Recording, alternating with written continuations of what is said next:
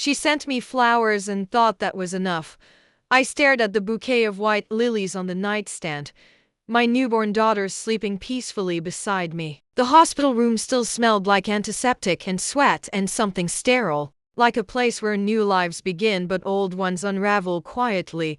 The card was unsigned, but I knew exactly who had sent it.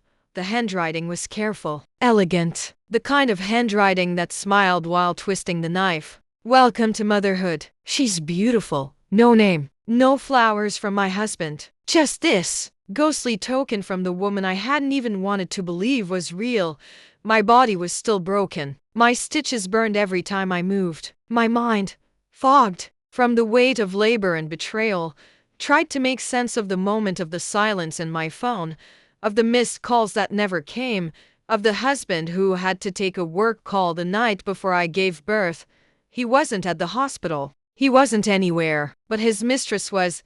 She knew I had given birth before he even texted me back. She sent flowers before he sent a congratulations, and in that instant, holding a note she dared to send, something inside me clicked. I wasn't the same Jasmine anymore, that Jasmine, the one who forgave the late nights, the quiet coldness, the weird smells on his shirts she had dyed on the delivery table. This one? She was born in silence, but she was wide awake now. He was still lying even while I was still bleeding. The morning after I came home from the hospital, my husband finally showed up. He walked through the door with grocery store flowers and a cheap teddy bear, smiling like nothing had happened, like he hadn't missed our daughter's birth, like I wasn't sitting there with stitches in places no one should have stitches, my breasts aching, and my heart cracked open like a dropped wine glass. He bent down, kissed my forehead. Sorry, babe, he whispered. Everything at work just exploded.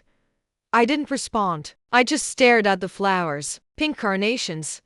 That's what you bring when you're apologizing to a coworker, not when your wife pushed out your first child. Without you, where's Ava? He asked, smiling like a clueless man in a rom-com.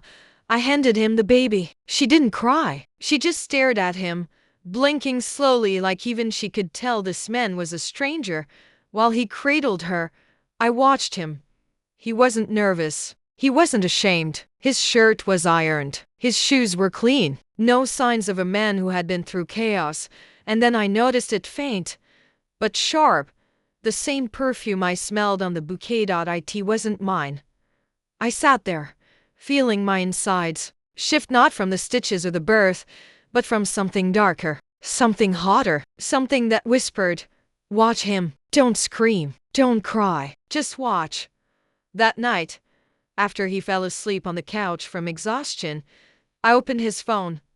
I didn't expect to find anything I had checked before. Always clean, but this time, I looked deeper. Hidden in a notes app folder labeled ideas were names, dates, hotel addresses, screenshots of Uber receipts, photos of Ava's sonograms, sent to someone named L. I didn't cry. I didn't scream. I just looked at my baby, then at my laptop.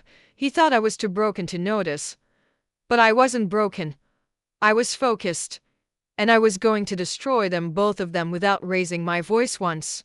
I wasn't going to scream, I was going to study her. There's something terrifying about a woman who's quiet while you're lying to her. He kept walking around the house like nothing was wrong, holding Ava just long enough to snap photos for his Instagram, but never long enough to change a diaper. He posted some hollow caption, "Welcome to the world, little angel," and within 5 minutes, the woman named L liked it. Her name pulsed in my mind like a siren. I didn't confront him. I didn't ask. Instead, I opened a fresh browser window and typed something simple. Reverse lookup flower delivery, Ridgewood County. It took 20 minutes and some trial and error, but I found it the exact florist that had delivered the lilies to my hospital room. It had a track sender option. I held my breath. The order was placed by someone named Lydia Holloway. The card was paid with my husband's credit card. The delivery instructions said, "Please deliver before 10 a.m.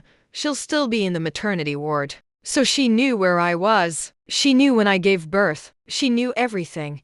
And suddenly, I knew her full name. It didn't stop there. By the end of the night, I had her LinkedIn, her company bio, her Pinterest board, and her public Venmo, which had a suspicious payment labeled "Thanks for the help."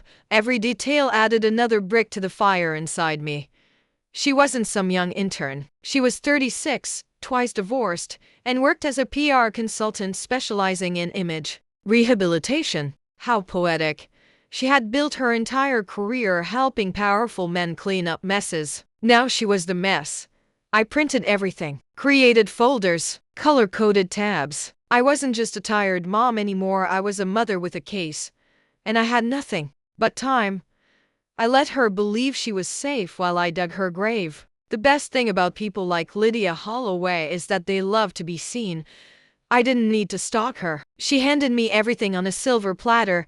Her Instagram was public. Her stories were daily. Her captions were inspirational nonsense. Manifesting peace one day, then only bad bitches were read the next. She had no idea the woman she tried to humiliate was watching every single post, studying timestamps, background reflections, license plate flashes in, mirror selfies. Every frame was a breadcrumb. It was a Tuesday afternoon when I saw the story of her sipping Ross on a rooftop. Casual, relaxed, but in the reflection of her sunglasses, I saw my husband.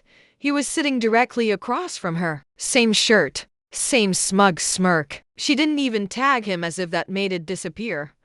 I screen recorded the story, timestamped it, and added it to my growing folder. I wasn't just building a case. I was building her prison, and the more I watched, the more I realized Lydia was reckless, arrogant. She didn't just want my husband, she wanted me to know it. Why else send flowers after childbirth? It wasn't sympathy, it was dominance. A taunt, a message that said, even your lowest moment belongs to me. That night, I created a fake client profile. A woman named Claire Peterson, newly launched startup CEO, in need of a PR rebrand after a press scandal. I emailed Lydia's firm. Polite, professional, she replied in under 2 hours. Excited, eager, and she offered to meet for lunch the following Thursday. She had no idea that I had already chosen the restaurant, or that I knew where she parked, or that her Uber driver from last week had left a review about her nasty perfume. By the time we sat face to face, she would still be smiling, but I'd already be holding the knife. She didn't know who she was sitting across from, until it was too late. The hostess led her to my table with that fake restaurant smile, the one that says, I'm not paid enough for this drama, but I'll watch it unfold. Lydia Holloway strutted over like she owned the room, silky red blouse, designer heels, hair pulled into a power ponytail. She extended her hand with a soft laugh. Claire, it's so lovely to finally meet you. I stood, smiled, shook her hand. Likewise, Lydia. I've heard fascinating things about your work. She laughed again, slid into her seat, and ordered a sparkling water like she was too expensive for regular bubbles. For the first 10 minutes, I let her talk about her big clients, her reputation management strategies, her brand detox program. All I could think was, you detox reputations, but sleep with married men. I nodded politely, took notes, waited. Then I leaned in just a little. You? No, I said casually. Your name sounded familiar before we even connected. She tilted her head, like a cat sensing a breeze. I kept my voice smooth, measured. I think it's because you sent me flowers. Her smile cracked barely, a flicker in her eyes. I'm sorry. At Ridgewood General, I continued. Room 217. White lilies. Beautiful, really. Silence. I reached into my bag and gently slid a photo across the table. A photo of her reflection in those sunglasses with my husband in the background. Her face paled. Her breath caught. But I didn't raise my voice. Didn't cuss. Didn't cry. I just smiled. You wanted me to know, I said. So now I do. She opened her mouth, but no sound came out. I stood slowly, picked up my bag. Next time you send flowers, Lydia, sign your name. And I left her there drowning in her still water, choking on a truth she thought I'd never find. But that wasn't the revenge. That was just the introduction. He didn't know his mistress just became my star witness. The meeting with Lydia had done more than rattle her. It opened the first crack in their little love bunker. 2 days later, my husband came home unusually early. He kissed Ava, barely glanced at me, and muttered something about work being stressful lately. I said nothing, because I knew what really happened. Lydia ghosted him. I watched him spiral slower than most men, but just as pathetic. Text messages unanswered, calls ignored. One morning I caught him pacing in the backyard, yelling into his phone. "You're overreacting. She doesn't know anything. You said this would be clean." Clean? Oh, honey.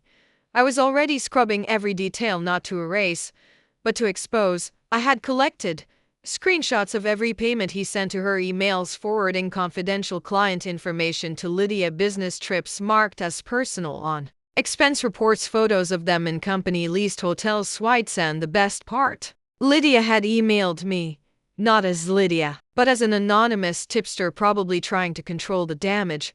She wrote, "You deserve to know who your husband really is." Check the email thread dated April 3rd. He made some very illegal promises. Attached were files, real, raw, and damning. It wasn't just cheating. It was fraud. Company level, tax level. If I leaked these files to his firm, he wouldn't just lose his job, he could lose everything. So I made a new folder, titled it for legal review, and just for fun, I uploaded a copy to a secure cloud, under a new name, in case he gets clever. Because I knew what was coming. The storm. And I wasn't going to hide from it. I was going to make it rain. I wasn't just exposing them, I was taking their power. One file at a time. There's a moment in every good plan where you stop surviving and start orchestrating. For me, that moment came at 2:46 a.m. when I got an email from Lydia's work account. No greeting. No sign off. Just one sentence. "We need to talk. It's bigger than you think." So I replied with 3 words. Name the place. We met in her car, parked. No makeup, no red blouse. Just a worn-out woman with secrets crawling up her throat. Lydia looked at me like someone who had just realized they were being hunted, and that the hunter was wearing soft clothes and postpartum slippers. "I didn't know," she said. "I swear, when we met, he told me you were separated, that you cheated on him, that the baby might not be his." I didn't flinch. He gave me access to his accounts, Jasmine. I handled things for him, cleaned his messes. I thought I was helping a man get back on his feet. I didn't know I was helping him bury you alive. For a moment, there was silence. Then, I pulled out my phone, tapped on the voice recorder. She looked at me, frozen. "I'm not threatening you," I said calmly, "but I am collecting facts. And if you're smart, you'll help me take him down. Because you're already in the file." Lydia blinked hard, swallowed, then nodded. She gave me everything. Internal memos, deleted texts, evidence he forged signatures for fake contracts, voice messages where he laughed about squeezing the firm before walking away with severance. This wasn't just cheating. It was corporate warfare. And now I had a co-conspirator, one who owed me everything. By dawn, I had a full dossier on my husband, detailed, organized, bulletproof. I wasn't just going to leave him. I was going to make sure no company, no woman, no lawyer ever trusted him again. This wasn't revenge. This was erasure. He got a promotion right before I dropped the bomb. The company had just posted a smiling photo of my husband on LinkedIn, celebrating 5 years of excellence, promoted to Senior Vice President of Strategy. The post had 312 likes, 58 comments, and exactly one person who knew it was all built on a lie. Me. While his colleagues congratulated him with champagne and toothy smiles, I was uploading files. To a burner email, to the board of directors, to the compliance team, to a private Reddit thread I'd created with documents time-stamped and detailed. Attached was a PDF titled "Internal Ethics Violations Confidential." Inside it, screenshots of falsified contracts, audio clips of him mocking diversity hires, expense reports he labeled as consulting dinners that were actually hotel stays with Lydia, bank transfers that matched dates he claimed to be on paternity leave, and at the end, a note. This information is being shared anonymously for the protection of all women and families affected by this individual's actions. You may want to ask why he wasn't present for the birth of his daughter. I didn't have to wait long. By Friday morning, he was called into a routine audit meeting. By noon, the LinkedIn post was gone. He came home that night silent. Didn't speak. Didn't eat. Just sat on the edge of the bed, staring at the floor. Rough day. I asked, voice low, rocking Eva in my arms. He looked at me. And for the first time in months, he looked afraid. I think someone's trying to ruin me, he whispered. I smiled gently. No, love. You did that yourself. He thought it couldn't get worse until he saw his face on the news. The day after his audit meeting, my husband tried to pretend everything was normal. He wore cologne. He shaved. He packed his briefcase like a man going to war with no army, no map, no idea the battlefield was already burning behind him. He leaned over Ava's crib and whispered, Daddy's got this. I wanted to laugh, because Daddy was about to be the lead story. By noon, the documents I'd leaked to the board had found their way into the hands of a financial journalist, one who specialized in corporate misconduct and loved a dramatic scandal. I hadn't contacted her directly. Lydia had. 1 hour later, the article was live. Strategy VP accused of corporate fraud and sexual misconduct. Sources say wife gave birth alone. It went viral in under 30 minutes. It had screenshots, audio snippets, timeline breakdowns, even side-by-side photos of me in a hospital bed and Lydia sipping wine beside him. People were furious. LinkedIn turned into a war zone. Employees reposted the story with shocked emojis. HR disabled all public comments, and the company's official page posted a statement. We are taking these allegations very seriously and have placed the employee on immediate administrative leave. When he walked through the door that night, he was sweating, tie loosened, eyes wild. He slammed the door. What the hell did you do, Jasmine? I didn't answer right away. I stood slowly, holding Ava, and faced him calmly. I gave birth alone, I said softly. You lied. You cheated. You stole. And now, I told the truth. He was shaking. Do you realize what you've done to me? Yes, I whispered. I started. His phone buzzed. Then again. Text after text. Missed calls. Messages from friends, colleagues, even his mother. His whole world, the one built on charm and charisma and carefully managed optics, was collapsing. You're not getting a dime when we divorce, he spat, venom in his eyes. That's when I handed him the envelope. What's this? A pre-filed motion, I replied. Custody, financial fraud, emotional neglect. Filed under my lawyer's name this morning. He flipped through the pages, his face draining of color. And, don't worry, I added, there's a second envelope at your firm. It's called a whistleblower agreement. Lydia signed it. If you retaliate, you'll go to prison. He didn't speak. He just sat down, finally understanding. He'd already lost. And I hadn't even raised my voice. I was the girl they pitied until I became the woman they feared. The article kept spreading, from corporate forums to parenting blogs, from office gossip chats to Twitter threads titled, Postpartum Queen Destroys Cheating Husband with One Email. People didn't just read my story, they worshipped it. Strangers messaged me. I cried for you. I wish I had your strength. You made me leave him too. You just changed my life. For the first time since Ava was born, I felt something more powerful than anger. Identity. I wasn't the wife he cheated on. I wasn't the girl who got left in labor. I was Jasmine Blake, a mother, a strategist, a silent storm with receipts and a backbone made of fire, and the world was watching. Within a week, a podcast invited me on to share my story, anonymously at first. Then, after some thought, I said no. Not because I was scared, because I wasn't done yet. Instead, I wrote my own piece, an open letter, titled, To the Woman He Lied to and the Woman I Used to Be. I didn't name names. I didn't need to. I talked about deception, gaslighting, postpartum silence, and the beauty of rebuilding your life with a baby in one hand and justice in the other. The post got 2 million views in 48 hours. And the next morning, I got a call from a publisher. They wanted to turn my story into a book. And just like that, he lost his job. She lost her man. And I found my voice. The mistress called me crying and I answered with a deal. I hadn't heard from Lydia since the files went public. Until one rainy afternoon, I saw her name flash across my phone. Lydia Holloway. I let it ring. Once, twice, 3 times. Then I picked up. Her voice was shaking.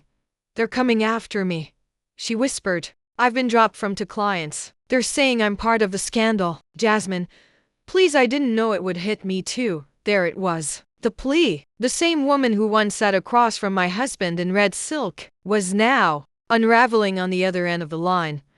I didn't pity her, but I understood her. I didn't make you sleep with a married man, I said evenly. But I'm willing to help you. For Ava's sake. She paused.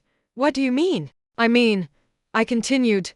I need full cooperation. Not just about him, but about the firm. Everyone who covered it up. Everyone who looked the other way. She hesitated. Then quietly.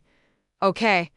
I emailed her a contract that night. Anonymous. Source protection. Legal immunity clause. And in return, she'd testify in the civil suit I was preparing against not just my husband, but his employer. See, it was never just about a man. It was about systems that protect men like him. That give promotions while wives bleed in hospital beds. That celebrate smiles and ignore secrets.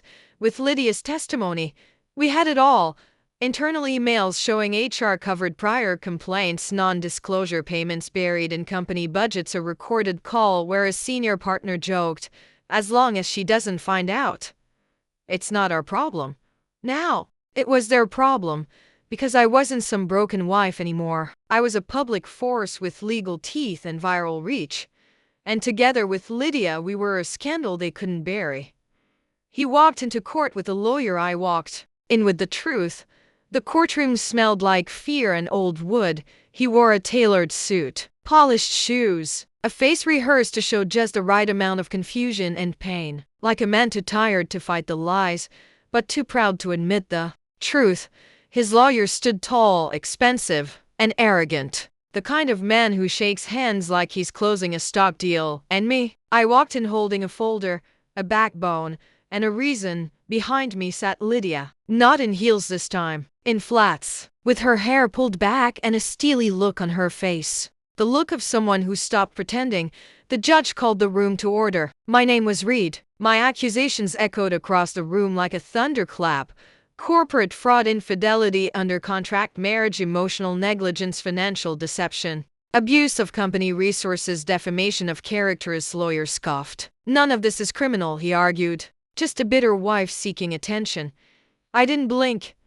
I handed over the flash drive, then the printed emails, then the notarized whistleblower testimony, and finally the signed letter from Lydia, detailing every moment, every payment, every lie. Silence. Then whispers. The judge took a long breath. I suggest the defendant settles immediately, before this turns into a criminal inquiry. He looked at me finally, really looked, and saw not the woman who once begged him to come home from the hospital, not the woman who cried alone in a delivery room, but the woman who stood up, rose up, and brought receipts. He tried to speak, but his voice cracked. He signed the settlement. All assets divided. Full custody to me. A public statement of wrongdoing, issued the next day. I walked out of that courtroom not just free but feared. And finally, respected.